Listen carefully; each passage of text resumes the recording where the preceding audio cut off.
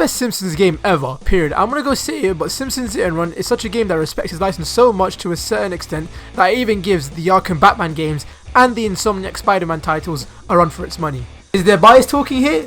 Of course there is. I'm a big Simpsons enthusiast, and a proud one at that, owning the box set collection of DVDs from Season 1 through Season 13, a solid amount of comic shred, and I've dipped my toes into the niche collection of games released. It used to be like my daily ritual, especially if you're from the UK, every day at 6 PM, Channel 4 sitting back and enjoying the fun and dumb events of the Simpsons family and the rest of the cast of Springfield. The Simpsons Hit and Run. This is one of the first games I can remember ever owning on the GameCube, so the sentimental value already hits hard. Even when I never finished the game as a kid, I would get so much pleasure exploring parts of Springfield and just driving around vibing to the music. But now as a fully fledged adult, with retaining the power of youth, how does this game hold up? Let's get into it then.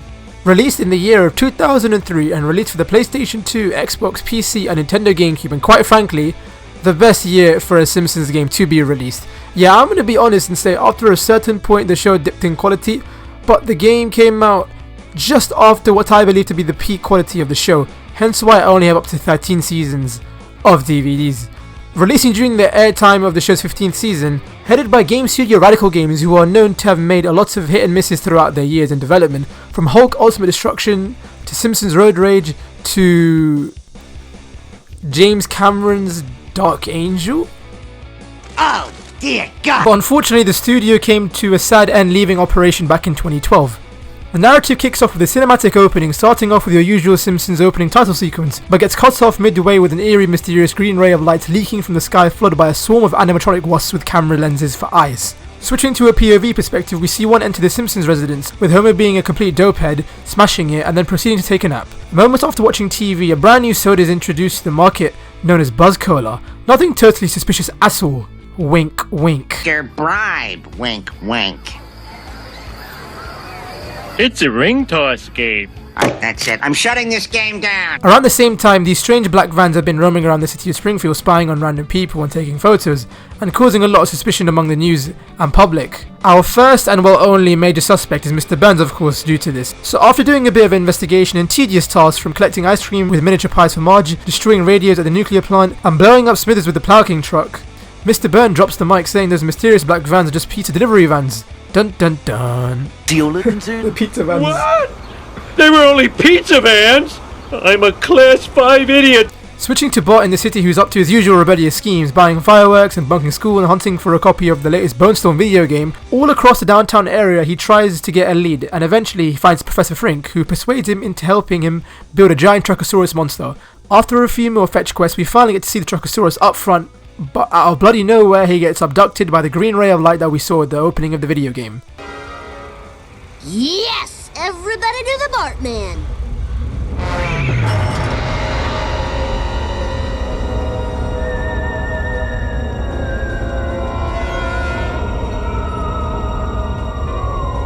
With Bart missing, Lisa goes off to find her brother in the coastline of the city. We go on a wild goose chase because of Milhouse's stupidity and being the biggest simp of all time. We finally get to make some actual progress and gaining help from Chief Wiggum and Otto, and finding out there's black sedans that have no one driving inside them. We get a lead from Sea Captain on where Bart is, but when Lisa finally tracks him down and finds him, not everything is normal. He's speaking gibberish. Bart has been brainwashed but manages to get back home safely. Bart! Bart! Snap out of it!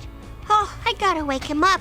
Bart, how old are you? It's now March time, back in the suburbs. Marge tries to get to the bottom of all this, searching knowledge for crop circles, and we get a mic drop on some exposition info from Grandpa Simpson after a few more fetch quests, saying that he saw a crop circle with the same design as the logo of the Boss Cola soda cans that have flooded the shops of Springfield. After showing Bart a can of Boss Cola, he breaks out of his gibberish trance. Now playing as Maggie... Wait. We're playing as Apu? That's a bit strange, but you know, just go with it.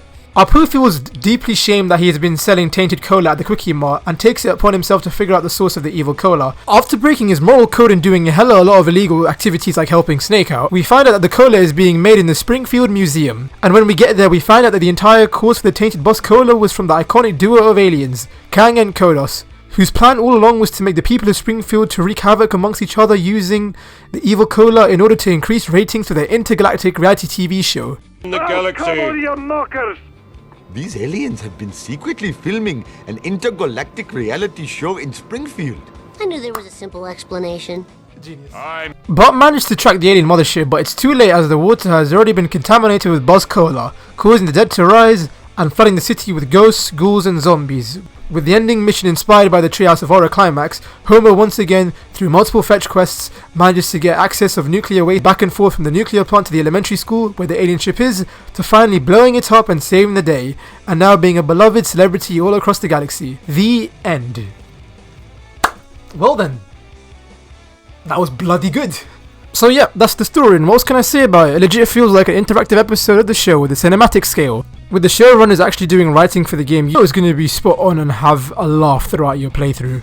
Hit and Run is infamously compared to GTA by a lot of people, and you can clearly see the parallels, but in my opinion, if The Simpsons was to parody off any type of game, the GTA series is the perfect choice. The open world of Springfield is so lived in, it's amazing. You could tell the developers truly loved the show. Every famous landmark from the show at this point incorporated in the city: Moe's Tavern, the Quickie Mart, the nuclear power plant, Willie's Shack, the stone-cutted secret tunnel, and all the bunch of Easter eggs and knickknacks. I could go on and on and on. Even the soundtrack, each character is given their own theme. Lisa's, Bart's and Apu's are particularly in my top 3. You feel like a boss driving in Bart's on a roller with the bass guitar playing. I love the jazz incorporated with Lisa's theme, and oh my god, playing as Apu driving in the downtown of Springfield, bruh, I legit feel like I was in a Bollywood action film.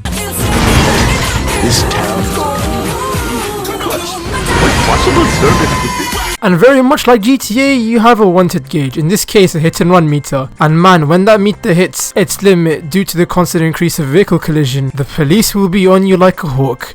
And 9 times out of 10, the mission will fail you. Although a nostalgia-filled experience, that did fade away at some points due to difficulty spikes, mainly at the end of the game, where it really tests your skills and knowledge of shortcuts, collision, and track memory. I guess the only gripe with the game I have that did take me out of my immersion was the god-awful lip-syncing. But the pre-rendered cutscenes still hold up well. All the voice actors returned to reprise their roles, and not gonna lie, the cinematic cutscenes I low-key adore just because it reminds me of the Homer Cute episode from the Treehouse of Horror. Did anyone see the movie Tron? No. No. No. No. No. No. No? No. No. No. Yes. I mean no. No. So yeah, overall Hit and Run holds up bloody well. The open world is hella immersive and a damn good collectathon and action platforming racing hybrid. And it's definitely a must for any Simpsons fan to play. And that was Simpsons Hit and Run for the Nintendo GameCube. I hope you guys enjoyed this review. Yeah, I really hope we get some sort of sequel or remaster for this game. It really deserves it. It's truly a gem. And still has quite a big and loyal fan base. So I don't know, if SpongeBob Battle for Bikini Bottom can get a remaster, if Ratchet & Clank can get a remaster, why not The Simpsons Hit and Run? But what is next for me? Well, unfortunately, I will be leaving the city of Springfield, but I will be venturing across to the Land of Fire and to the village of Konoha. I shall see you guys soon, playing Naruto Rise of the Ninja for the Xbox 360. Peace.